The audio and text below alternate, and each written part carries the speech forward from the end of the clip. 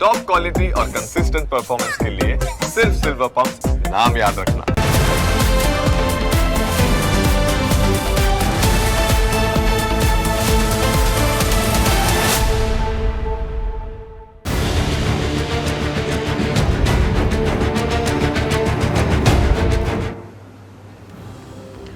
ગુજરાતમાં સ્થાનિક સ્વરાજની ચૂંટણીને લઈ રાજકીય પાર્ટીઓમાં ટિકિટ માટેનું લોબિંગ શરૂ થઈ ગયું છે। સેન્સ પ્રક્રિયા દરમિયાન લાગતા વળગતાને ટિકિટ માટેની દાવેદારીઓ થઈ રહી છે। રાજકીય પાર્ટીઓ પણ કોને ટિકિટ આપવી તેને લઈ અવઢવમાં છે, કારણ કે ઘણી જગ્યાએ પાર્ટીમાં નવા જોડાયેલા લોકોને સાચવવાનો ખેલ ચાલી રહ્યો છે, તો ઘણી જગ્યાએ પાર્ટીના જૂના જોગીઓને મનાવવાનો ખેલ ચાલી રહ્યો છે। સૌ કોઈની નજર બીજેપી તરફ છે, કારણ કે બીજેપીમાંથી ટિકિટ મેળવવા માટે પડાપડી ચાલી રહી છે, જેને પગલે પાર્ટીએ પણ કેટલાક કડક નિયમો કર્યા છે। મળતી માહિતી પ્રમાણે બીજેપી 60 વર્ષથી ઉપરના નેતાઓને ચૂંટણી નહીં લડાવે।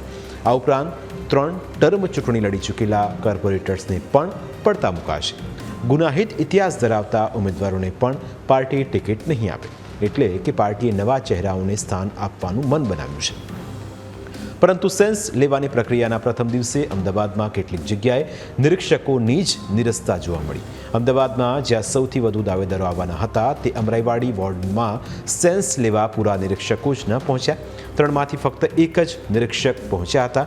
આખરે લાંબા સમય સુધી રાહ જોયા પછી એક નિરીક્ષક દ્વારા જ સેન્સ લેવાની પ્રક્રિયા શરૂ કરાઈ।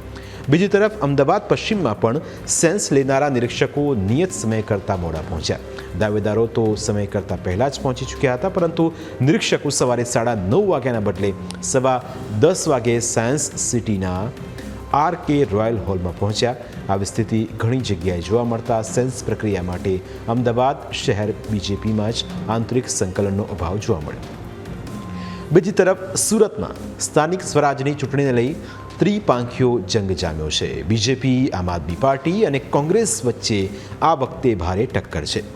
ગત ચૂંટણીમાં આમ આદમી પાર્ટીએ બીજેપીને જોરદાર ટક્કર આપી હતી, પરંતુ આ વખતે પાટીદાર આગેવાન અલ્પેશ કથિરિયા અને ધાર્મિક માલવિયા બીજેપીને સાથ આપતા સત્તાના સોંકટા બદલાઈ શકે છે, કારણ કે ગત ચૂંટણીમાં અલ્પેશ અને ધાર્મિકે કોંગ્રેસ છોડીને આમ આદમી પાર્ટીને ટેકો આપ્યો હતો, જેના કારણે આમ આદમી પાર્ટીએ 27 બેઠકો ઉપર જીત મેળવી હતી, કેમ કે તે વખતે અલ્પેશ અને ધાર્મિકે કોંગ્રેસનો બહિષ્કાર કરીને આપને મત આપવાની લોકોને અપીલ કરી હતી।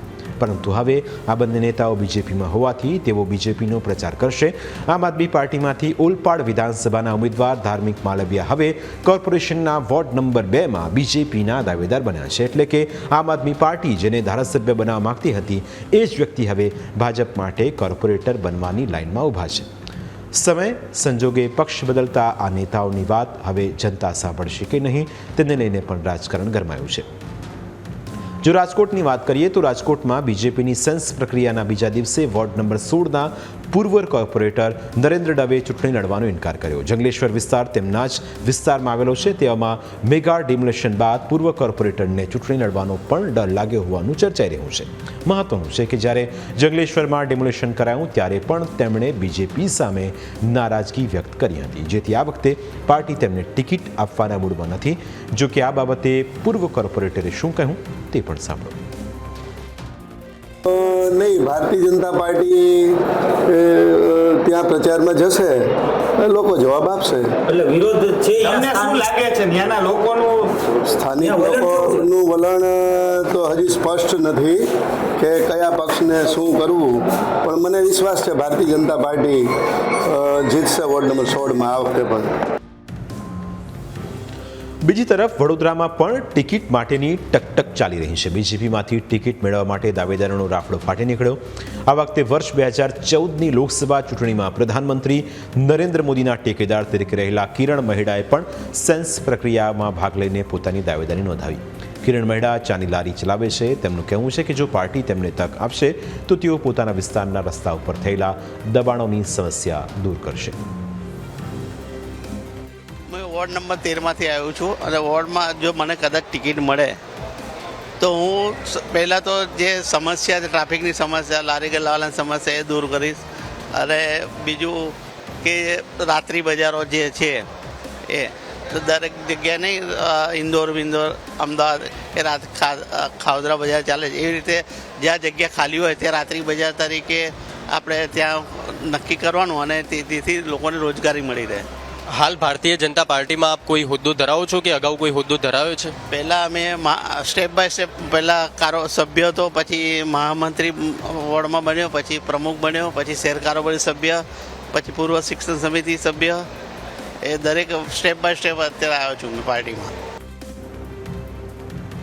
તો બીજી તરફ જામનગરમાં કોંગ્રેસ સાથે મોટી ગેમ થઈ ગઈ. ચૂંટણી સમયે એક કાર્યકરની મહત્વની ભૂમિકા વચ્ચે 100 જેટલા કાર્યકરો બીજેપીમાં જોડાઈ જતા કોંગ્રેસને ઝટકો લાગ્યો. વોર્ડ નંબર 2ના અગ્રણી ઋષિરાજસિંહ પણ બીજેપીમાં જોડાઈ ગયા છે. શહેર બીજેપી પ્રમુખ બીનાબેન કોઠારીએ ખેસ પહેરાવીને તેમનું સ્વાગત કર્યું. ઋષિરાજસિંહનું કહેવું છે કે કોંગ્રેસ આયોજન વગરની પાર્ટી છે. બીજી તરફ ગીર સોમનાથના વેરાવળમાં આમ આદમી પાર્ટીને ઝટકો લાગ્યો. આપના શહેર સહપ્રભારી અને 30 કાર્યકરો કોંગ્રેસમાં જોડાઈ ગયા. ધારાસભ્ય વિમલ ચુડાસમાએ તમામનું સ્વાગત કરીને કોંગ્રેસનો કેસ પહેરાવ્યો છે.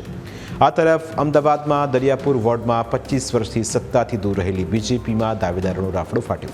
શહેરના સૌથી વધુ લઘુમતીવાળા વિસ્તારમાં દરિયાપુરમાં દાવેદારોનો ધસારો જોવા મળ્યો. બીજેપીમાંથી ઉમેદવારી માટે મોટી સંખ્યામાં મુસ્લિમ દાવેદારો ફૂટ્યા.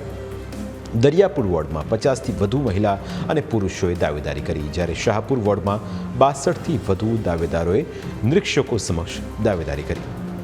આ રીતે સ્થાનિક સ્વરાજની ચૂંટણી પહેલાં રાજ્યની અંદર રાજકીય માહોલ બરાબરનો ગરમાયો છે. ટિકિટ માટે એડી ચોટીનું જોર લગાવવામાં આવી રહ્યું છે. તેમાં હવે કોને ટિકિટ મળશે અને કોણ જીતની બાજી મારશે તેના ઉપર સૌ કોઈની નજર રહેલી છે.